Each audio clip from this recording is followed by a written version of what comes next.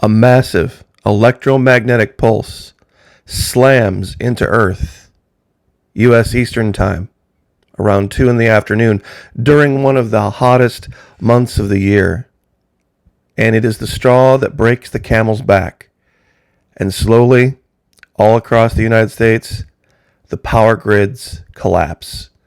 And we are left in a sweltering nightmare of no communications, no air conditioning, no power at hospitals.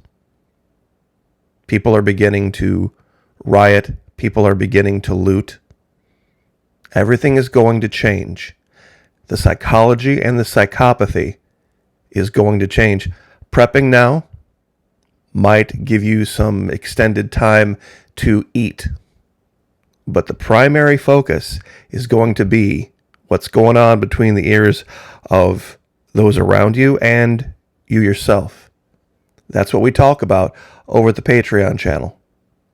People aren't really going to be necessarily too worried so much about food right away. Most people have a few weeks. Some people have a few months. But long term, down the road, it's going to be psychology. And right now, what I'm seeing online, the advice being given, these are some bad ideas.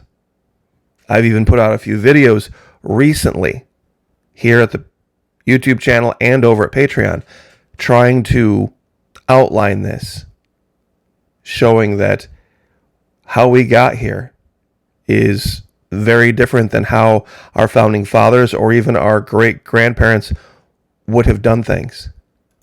We would like to have you join us over at Patreon if possible. $1 per month. The information here, be critical. Psychology is going to be everything. The last couple of videos, I talked about this paradigm that's going on in the U.S. military with Sergeant Butterveins, Private Potato Cakes, and Captain Cookie Dough.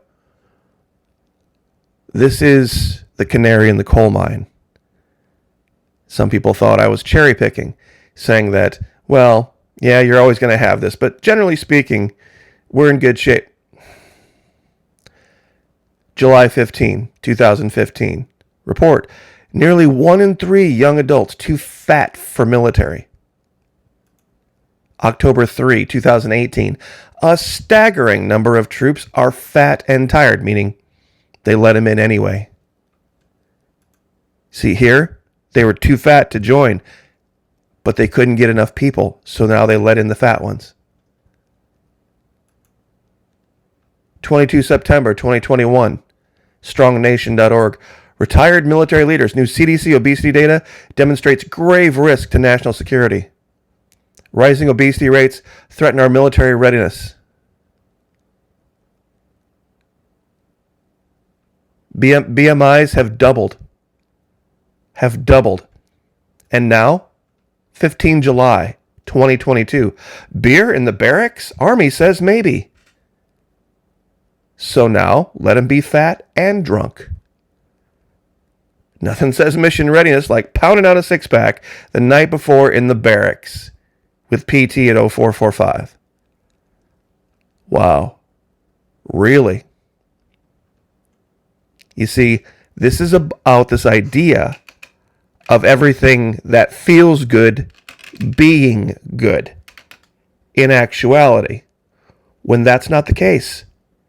And I've actually seen it here at the channel, that people, if it has any indication that it might not feel good, oh, it has to be bad. Has to be bad. We have to find some answer that makes everyone feel good all the time. I showed this, I put this in yesterday's thumbnail, and not a word was said about it. Not a word was said about this image. This is a female soldier from back during the Gulf War, back about 2004 or 5. See, during my era, back in the 90s, this would have been borderline physical appearance and uniform. Now, I'm not saying by modern day standards that anything negative about her appearance, because we know that can get us demonetized and thrown off YouTube. But believe me when I tell you, this would have been a tape test for the military, regardless of what, people think may be or may not be appropriate. This would have been a tape test candidate. Now, here's the thing. If it had been a guy that I showed like this, see, I can call a guy Sergeant Butterveins or Private Potato Cakes. Try that with a female. See what happens. See what happens. See, people are starting to scratch their heads now. Oh, yeah. Shouldn't it be the same standard? Shouldn't it be the same standard? Oh, it should be. Another indicator was this when I put out this scenario about you're in a grid down, power down, no internet scenario, and you and your group are surviving. And you've got this group of really young kids that are off on their own. They have no parents. They've lost their parents. They've somehow been able to get past your security, break in, steal stuff. They've also been doing other things that aren't quite so savory. Only one person had the right answer. And it was over the Patreon channel. Everybody said, oh, I would approach them carefully, and I would sit down non-confrontationally, and I would talk to them and reason with them as if they're adults. 8-year-olds. Really? Only one person, and it was over the Patreon channel, said, yeah, there's only one answer for this, not only to establish boundaries of behavior, but to establish authority. See, we hear women all the time say, where have all the men gone? Where have all the men gone?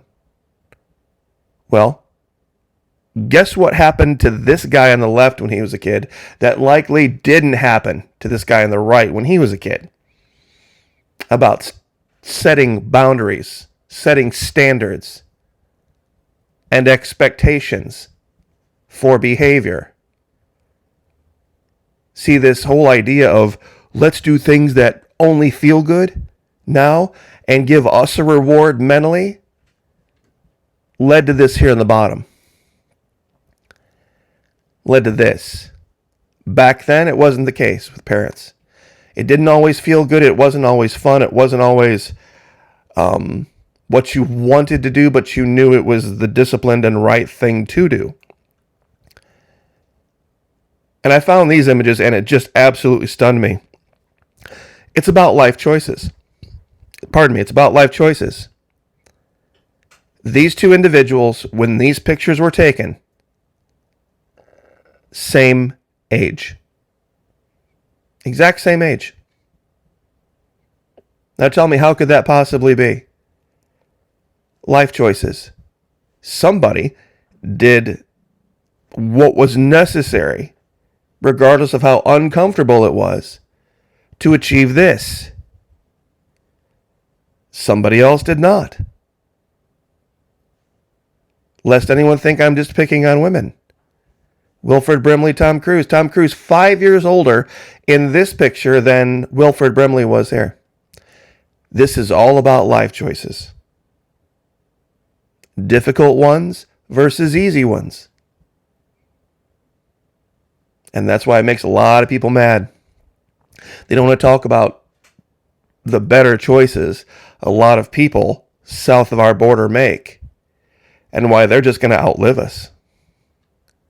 If we keep this up, they're just going to outlive us, and you can't say anything about it. But it did start right around the 60s and 70s, when all of a sudden America lost its mind and decided to deny reality. You see, in the military leaders, whether it was your platoon sergeant, whether it was your company commander or your squad leader, when I was in, if you started to stretch out your uniform a little bit and you started to look like, maybe you were getting a little round in the face, men could deal with men one way and say, guess what? Extra PT. Why? Do you want me to spell it out? Private Potato Cakes? See, we knew. But you can't do that with female soldiers. Oh, no. You can't do that with any females. make one comment in any way that isn't the most sensitive possible thing so that no feelings are hurt. So that no feelings are hurt. This would have been a slam dunk, easy question for our grandparents and great-grandparents. Super easy question. No doubt about it. I even talked to people from that area. Yeah. But my audience, I was stunned. Absolutely stunned that only one person, and not in public, had the guts to say what the right answer was. And it's been a progressive thing. This is 7 years ago. 4 years ago. Last year.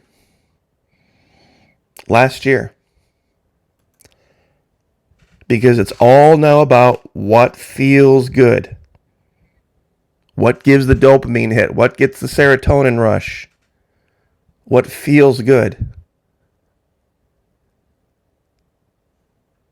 And I'll leave with this. I had a very large family. And this is why it's personal to me. On both sides. Both of my mom and dad each had 2 brothers and 2 sisters. And all of them had kids. All but 2. So I grew up in a huge family of extended cousins and aunts and uncles. I was the only member of either side of my family to engage in youth sports. I started in football and wrestling and track when I was in middle school and continued that through high school, ended up in the military. And I've kept those habits to the very best of my ability. I've had some times when I've been not in as good a shape as I should have been. But looking back at pictures of now my grandfather, when he was my age, I'm bigger and stronger and in better shape than he was. Because of choices. See, it wasn't something that was encouraged culturally. Playing football, running track, there was no value assigned to it. I did it, lost my father at a young age, and it was something to keep my mind off of that. But it's paid dividends later in life. But I tell you what, you see, you try to talk about it now, and you get canceled. Nicole Arbor tried to talk about this, and she nearly got completely canceled. And this is what those decisions have led to. This is what those decisions have led to. This is what happens when you try to talk nicely to people about things so that you don't hurt any feelings. You don't motivate anybody. Whether they want to be motivated or not, it's their job to be motivated.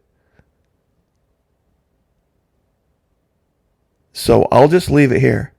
I know this isn't something super positive that everybody wants to hear, but it's necessary that we talk about this, because mark my words, that's going to be a huge deciding factor in whether you make it or not. Meaning, can you go without the beans? Can you go without the dried rice, the dried beans, the Mountain House garbage, the MREs? Can you go without those for a couple days? Few days? Can you run? Funny story. In the U.S. military, just to be able to even sign up, the U.S. military is more interested in your ability to run than it is your ability to use a ballistic weapon. They're more interested in your ability to do push-ups and sit-ups and run before they'll even let you sign up. You have to meet a certain physical standard. And then, once you're in, once you make the physical standard before they hand you a weapon, you have to make it through the first couple, 2-3 weeks. Meaning they're more interested in your psychological state. Are you going to collapse into a little puddle of goo if you're forced with a stressful situation?